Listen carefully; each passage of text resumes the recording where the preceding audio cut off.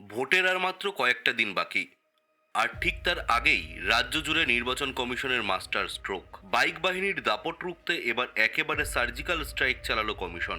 আপনার সাধের দু চাকার যানটি নিয়ে বেরোনোর আগে খুব সাবধান। বদলে গেছে নিয়ম। না জানলেই মাঝ রাস্তায় পড়তে পারেন চরম বিপদে। কী সেই নিয়ম, আসুন জেনে নিই। ভোটের ঠিক 48 ঘন্টা আগে থেকে স্তব্ধ হয়ে যাবে বাইকের চাকা। সন্ধে 6টা বাজলেই রাস্তায় আর দেখা যাবে না কোনো বাইক। সন্ধে 6টা থেকে সকাল 6টা সম্পূর্ণ 144 ধারার মতো বাইক কারফিউ। আর দিনের বেলা সকাল 6টা থেকে সন্ধে 6টা পর্যন্ত বাইক চালাতে পারলেও পিছনে বসানো যাবে না কাউকেই। হ্যাঁ, ঠিকই শুনছেন, ভোটের আগে বাইকে সিঙ্গেল রাইড বাধ্যতামূলক। আর বাইক মিছিল একেবারেই নিষিদ্ধ। ভোটের দিন কি তবে হেঁটেই যেতে হবে?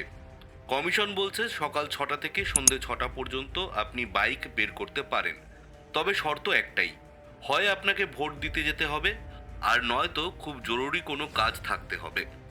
না হলে পুলিশের কড়া প্রশ্নের মুখে পড়তে হবে আপনাকে। প্রথম দফায় 23শে এপ্রিল 152টি কেন্দ্রে এবং দ্বিতীয় দফায় 29শে এপ্রিল 148টি কেন্দ্রে ভোট। আর ভোটের দিনগুলোর ঠিক আগে থেকেই সংশ্লিষ্ট এলাকাগুলোতে শুরু হয়ে যাবে এই কড়া নজরদারি। তবে কি সাধারণ মানুষের ভোগান্তির শেষ নেই? না, কমিশন অমানবিক নয়। আপনার যদি মেডিকেল এমার্জেন্সি থাকে, বাচ্চাদের স্কুলে আনা নেওয়া করতে হয়, বা বাড়িতে কোনো সামাজিক অনুষ্ঠান থাকে, তবে আপনি এই বিধিনিষেধের বাইরে। কিন্তু যারা ভাবছেন অ্যাপ বাইক বা র্যাপিডো বুক করে পার পেয়ে যাবেন, তাদের জন্য দুঃসংবাদ। কমিশন সাফ জানিয়েছে, অ্যাপ ভিত্তিক বাইকের ক্ষেত্রে এই ছাড় মিলবে না।